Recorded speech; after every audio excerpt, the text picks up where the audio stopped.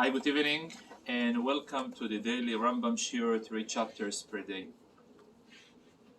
Our friend Hirschlat always used to say, "Funabisale, unabisale, vertagreise shisale." From a little bit and a little bit, a big bucket can be created. Shisale is a bucket, but shisel happens to be the abbreviation of the topic we will speak today. Shisel, the shin stands for Shofar, Samach, Sukkah, Lamed, LULAV. This is the only section in the entire Rambam that he packages 3 subjects and puts it into one heading. Very rarely happens in the entire Rambam, and this is one and only exception. And the question is why? So today in the morning we read the Hayom Yom and tells us something about the important things in our mission in life to instill in our heart, in our mind, the acknowledgement, the understanding of Hashgocha Protis, that there is divine providence in each and every step of our life. And exactly this subject happens to be placed before 2 important dates for us Chassidim. Yesterday we marked the 28th day of Sivan, which is the day when the Rebbe arrived to America, and a turning point in spreading Judaism in a very unprecedented scale have started with his arrival. And at the end of this week we're marking Gimel Tammuz, a very meaningful day for each and every Jew in our generation. And I was thinking about the question, how come this Sukkah, LULAV, and Rosh Hashanah are both packaged together? And I thought to myself, and then it clicked, that there is a very, very central theme in the teachings of the Rebbe that really sheds light not only about this particular heading, but if you're going to be able to realize the depth, the clarity, and the precision of his definition about those 3 subjects that we will cover, even details, halachic, very particulars starting to make sense. And I'm going to start with a question that the Rebbe himself raised in one of the sichos. Since the first topic of the shisel, shin, stands for shofar. So the Rambam speaks about shofar in 2 different places. In one place, he speaks about shofar not in the rules of shofar, but in the rules of teshuvah. We already covered that the first book of Sefer Hayad is the rules of the teshuvah, where the Rambam writes that the idea of blowing the shofar is a wake-up call for each and every one of us to redirect our attention to where is important, not to fall asleep into the foolishness of the temporary, tempting ideas, but to be able to focus and concentrate where it really matters, what's really, really important. So this is the idea of the shofar, to blow in the shofar, and the sound of the shofar is able to wake us up and to inspire us to do tshuva. So though he mentions the shofar, but he is not writing in the rules of shofar, but he is writing it in the rules of tshuva. Then there is another thing about shofar, all the details about shofar, about the size of the shofar, about the qualified people to hear the shofar, about the amount of sounds that we gotta produce in the shofar, about the blessing we have to say in the shofar. All the details and technicalities of shofar are in Hilchos, Shofar, Sukkah, and LULAV. But then there is something about shofar that the Rambam doesn't write. And this is written by one of the greatest thinkers in Jewish history, named as the Reb Saadia Gaon, which brought many times in the teachings of the Rebbe that in the olden days, when the nation was appointing upon themselves a king and they were coronating him and they were proclaiming Yehi HaMelech, long live the king, part of the ritual was to blow in the horns. Given the fact that Rosh Hashanah, each and every Jew accept upon himself the kingdom and the authority as God Almighty, as a king, for that reason we are blowing on shofar on Rosh Hashanah. This reason is not being brought in the Rambam, and the question why. The Rebbe explains something very fundamental, that many things, especially central themes, central ideas in Judaism, consists of a three-dimensional structure. There is the thing itself, then there is the makif of the things, so now you're going to the transcendental appearance of the thing, and then there is the application of the idea into details. And I'm going to explain myself. In the terminology of Hasidus, it goes like this. There is etzem, there is makifim, and there is pnimim. In the, when I come from a different direction, in the second section of Kriya Shema that we say every day, we are quoting from the Torah the following text. If God Almighty tells us if you will follow His instruction, you will be able to collect your harvest, your grapes, and your oil. Typically, harvest is the most essential ingredients that sustains a person. That's the basics of a human being, sustainability. That's what really able to connect between the body and the soul. Without grains, without food. Now, then there is another level, which is the extra, the luxury, the wine that makes a person not only to exist, but makes him happy. And then there is the oil, the olives. Now, what is the purpose of olive? The purpose of olive is a multi-purposeful concept. But one of the characters of olive is that it is, on one hand, when you're turning an olive into oil, the oil on one hand won't be able to mix itself with other liquids, will always going to pop up. And on the other hand, it will, when you are frying anything, so the oil is be able to penetrate to each and every depth of the ingredients that you are frying or cooking or so on.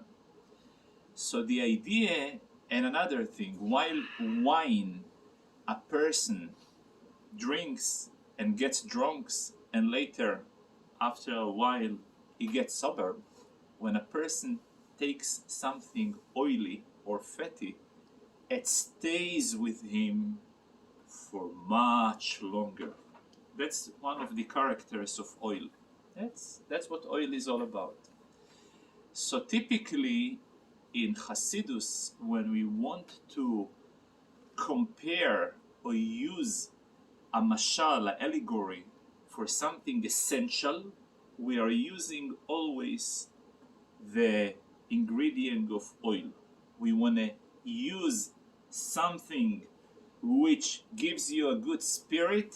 We're using the example of wine. Something that is really directed in specifics and basics, we always using the term of bread, grains. So we are saying we're going to collect grain is a reference to a very detailed, very specific, very basic need item that supplies us with need.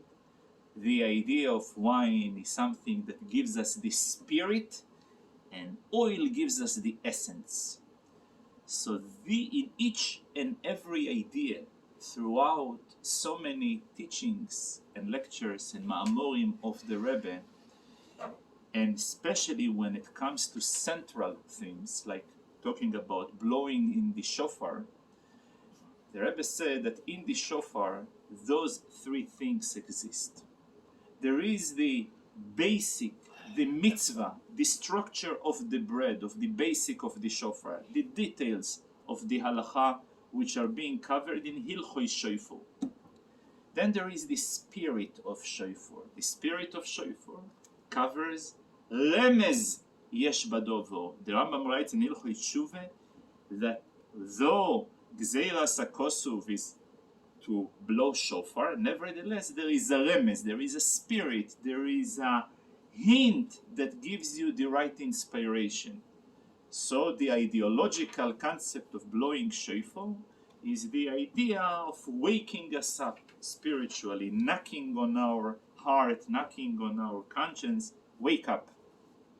But then there is the essential thing in shofar, which is not limited into the specific details, way above any inspiration, but this is the essence of shofar itself, because the essence of the entire relationship between us and God Almighty as a meaningful authority is our acceptance and recognizing Him as a king and crowning Him as such. And this is being done by the blowing of the shofar, by reciting the particular text of the Torah, Nevi'im, and Ksuvim in Malchoyos, Zichronos, and Shofaros, which are part of the text of the prayers of Rosh Hashanah. For that reason, the Rambam doesn't even bring it. Why? Because the Rambam introduces those texts that are related to the actual structure that comes about after we have already accepted God and appointed Him as a king and as a meaningful authority for us. Then there is those details, whether they come in a form of a general inspiration in the Hilchos Tshuva, or very specific details of fulfilling those halachos in Hilchos Shofar. Then there is a very lengthy literature in the teachings of the Rebbe that is focused on a pasuk in Tehillim. We're reciting the pasuk in Psalms throughout the prayers of Rosh Hashanah, and also each and every week we are saying Tik'u b'chodesh shofar b'keseh le'yom chageinu. You should blow at this particular month, which is the concealed day of the month, which is a holiday of the month that happened to be placed in the concealed day of the month, because typically Jewish holidays, generally they are placed in the middle of the month where the moon is being revealed. The only holiday that falls in a day that the moon is concealed is the holiday of Rosh Hashanah. So all the ideas of Rosh Hashanah, that they are in a concealed way, they come in a revealed way Leyom Chagenu, in the holiday of Sukkah.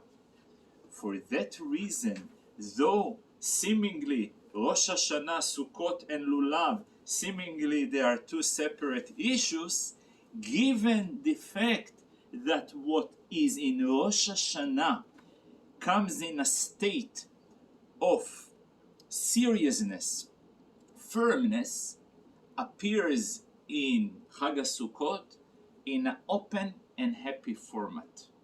So therefore, if in Rosh Hashanah we have said the blowing of the shofar consists of those three items: a specific follow of instruction that relating to the mitzvah, then general inspiration, further than this, crowning and creating the essential connection between us and God and accepting Him as authority, as always the general reference in the Hasidic literature is, while throughout the year we are focused to fulfill and to connect via the Rotzoin, via the will of God Almighty, when it comes to Rosh Hashanah or Yom Kippur, we are able to tap into a level of Baal HaRotzoin, the master of the will.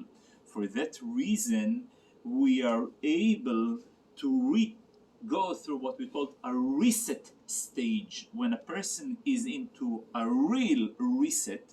So then everything goes back to its original mode in order to restart a new boost of a new energy that were never there. That's the idea of what Rosh Hashanah is all about.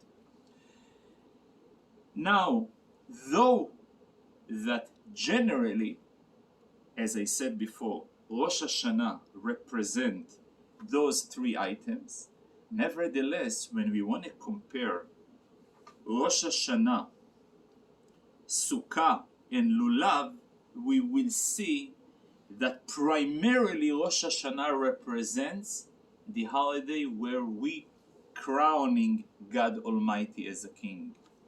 Sukkot, when we are totally surrendered in a cloud of godly energies and vibe that brings a heavy radiation of godliness. It's called Makifim.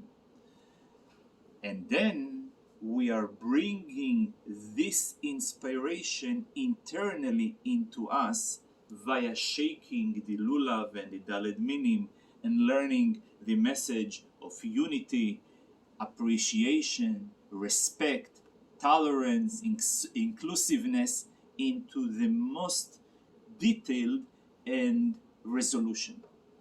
After this opening statement in the introduction, we're going to go and see a few interesting details in halacha that are mirroring and reflecting this idea. I'm going to start, I'm going to zoom in to a general idea. In the first chapter of the Shofar, the Rambam covers the basic size. What is a size of a shofar? And very interesting, though, that the general acceptance that a size of a shofar is about a tefach, nevertheless, the Rambam is not using the word tefach. The Rambam is using the term that the shofar should be able to pop out from both ends of the fist of the person. So if a person has a huge fist, it requires a longer shofar. If a person happens to be blessed with a very miniature fist, even a smaller shofar will make it. Then the Rambam deals with very interesting details. What happened if the shofar is stolen? Surprisingly enough, a stolen shofar, it's okay for a person to hear the mitzvah And the reason is because the mitzvah is to hear the shofar. As long as the person who hears the shofar, he is not moving it, so therefore the mitzvah is being conducted perfectly. Further than this, if a person made a vow that he won't benefit from another friend of his, so he is still permitted to listen the sound of this particular individual, and he won't violate anything. And the reason, mitzvot lav lehanot nitnu. A mitzvah that God Almighty gave us was not for the sake of benefit. And since he's not benefiting, he's only fulfilling a mitzvah, the mitzvah is okay. Now, it is very interesting, as we spoke before, when we want to define philosophically, ideologically, what is the difference between Rosh Hashanah, Sukkah, and the Daled Minim, and we have compared it to the same role that the difference between grain, wine, and olives, we will see that throughout this interesting halakha. So we said that when it comes to a stolen shofar, it's okay for a person to hear the shofar. Now, when it comes to LULAV, to shake a LULAV, not only that a stolen LULAV is forbidden, but even a borrowed LULAV is forbidden, since the Torah specifies the word lakhem, ulekachtem lachem, you should take to your, should be yours, which again, the idea when it comes to the particulars, to the details, to the system, every small details matter. On the other hand, as we said, the Sukkah is somewhere in between. Sukkah is the general inspiration, so it's okay to borrow a Sukkah from another person. That goes without saying. But further than this, though that theoretically the Torah forbidding to use a stolen sukkah, however, in reality, when he goes into the details, it's very hard to find a scenario where a person won't be able to fulfill the mitzvah with a stolen sukkah. And I'm going to go into the details. Not that I'm cholila encouraging to steal sukkot, but he gives, if a person goes and brings his own sukkah into his friend's property, so though he was doing it without permission, and seemingly he is not only trespassing, but on top of it he may be involved in a robbery, but there is a rule. Karka eina nigzelet. A person can steal an object, a movable item, but when it comes to a karka, to a real estate, a piece of land, you cannot really steal it because it's not a movable item. For that reason, if you actually enter to your friend's property and build a sukkah there and set over there, the mitzvah was fulfilled. Further than this, you went ahead and you actually stole woods and lumbers from your friend, and you went ahead and built his lumber on your property. So, given the fact that at this point, after building the woods, you have made a shinui, a change was made over here in the original structure of the wood, and therefore you are not obligated to return to the person who you stole from the actual woods, but you are only obligated to pay him monetary damage that he have lost as a result of your robbery. However, those particular wooden are not defined any longer as stolen, and therefore it's okay, the mitzvah was fulfilled as well. So it's a very interesting. So if this is the question, what is the scenario where a person will be able to actually violate and not be yoitze in a stolen sukkah? So he won't be able to be yoitze in a stolen sukkah if he actually was a mobile sukkah, a sukkah that was built on a car or on a wagon of his friend, that he actually moved the way it is to his own property, and he used that. So at that point, the entire name as a sukkah gzuro, the term, the halachic term and definition of halachic gzuro, falls only in that type of particular ones. So we see over here a very interesting reflection. Where do I say detail matters the most when it comes to the basic bread, what we call koiches pnimim, the most internal basics? Details are mattering, but not so much when it comes to the makif, to the makifim, and details don't matter at all when it comes to the etzem, to the essence of the. Now I'm going back into the details of Shofar. Later we're going to see very fascinating things. So a very long coverage goes about the sounds of the Shofar. In the Torah, surprisingly, doesn't say, it says about this day it should be Yom Tu'o. The word Tu'o being translated in Aramaic as Yebobo. Not Yababa, although it sounds it, but Yevovo. Yevovo is a cry. A person cries when things are not okay. But there is two types of cry. There is one type of cry that ladies typically are crying, and the sounds are quiet longer between one cry and another. But then when a person really being hit in a major shock, so the sounds are, the interval of the sounds are very much more frequent. So for that reason, given the fact that it was a doubt whether the yevovo, a cry, is with prolonged interval between one cry and the other, or very frequent intervals between one and the others.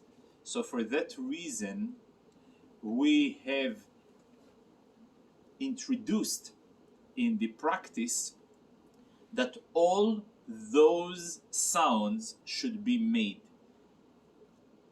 which means a cry with long intervals, with short intervals, with both intervals, short and long, given the fact that we need to accompany before and after with a long tkiya, a long sound. So therefore, a person needs to blow 3 times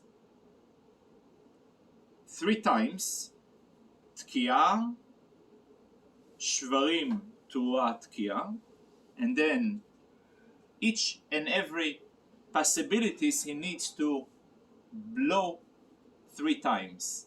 And for that reason, the biblical minimum amount that for a person is required to hear on Rosh Hashanah is 30 kolot, 30 sounds. Now, nevertheless, there is also a institution, a rabbinical institution, which requires to recite passages from the Torah that are speaking about crowning God Almighty as a king. It's called Malchuyot. Those passages in Torah that referring to Zichronot, him remembering us, and also passages in the Torah of Shofarot. According to the Rambam, two of those particular mitzvot are independently and not tied and linked to each other. So for that reason, if a person is able only to blow but not to recite those passages, it's fine. If a person is able to recite and not to blow, is also fine. However, if a person knows he has two options. He has one option to go to a place where they will only recite, and he has an option to a place that maybe they will blow the shofar. He should go to the place where maybe they will blow the shofar, since to hear the sound of the shofar, it is a biblical, while to recite those passages it's only a rabbinical. And for that reason, always the biblical obligation overrides the rabbinical obligation. There is quite a large dedication the Rambam dedicates about the blowing the shofar on Rosh Hashanah that falls on Shabbat. In the olden days, if Rosh Hashanah fell on Shabbat, so in the temple they used to blow. Outside the temple, only in those places where they have a Bet Din that received their ordination ish mipi ish until Moshe Rabbeinu, the special smicha, Bet Din Samuch, Bet Din who are capable to decide and to determine the Kvios HaChodesh, the calendars and so on. Only in such a Bet Din you're allowed to blow if Rosh Hashanah falls on Shabbat. Since this is on there is also a very interesting, fascinating concept in the Rambam itself about genders, and this is a very interesting point. We know that every male person, adult, he is obligated biblically to blow the shofar. Some people are not, females are exempt. If they want to hear, it's okay for them to hear, but they exempt from actually hearing the shofar. And for that reason, according to the Rambam, a bracha should not be recited by them. Now, if a person is a tumtum or androgynous, tumtum is a person that it's not clear whether he has male reproductive organ or female reproductive organ. Physiologically, his organs are being covered with flesh, with skin, and it's not visible what he is. He may be a male, he may be a female. The halachic definition of such a person is tumtum. Then there is androgynous. Androgynous is a person who has both organs, male and female organs. He has both of them. So on one hand, both of them sharing a common denominator, they are being defined as suffix. It's doubtful whether they are male or female, whether they are exempt or mandatory, or they are obligated to hear the shofar. Given the fact that they are in doubt, so androgynous, he is able to blow for himself, and he is able also to blow for another androgynous like himself. Either way, he fulfilled the mitzvah. Now, a tumtum, on the other hand, he cannot blow, he can blow for himself, but he cannot blow for another person who is a tumtum like himself. The reason, since their identity, their gender identity is not known, therefore he may be really a female, and the other tumtum may be really male. And as such, by him blowing to the other person while he is exempt, as since he's maybe a female, the other person may be a male. There is another fascinating scenario. There is a case where a person is half a free man and half a slave. We know that a slave, he has the same halachic obligation as a female.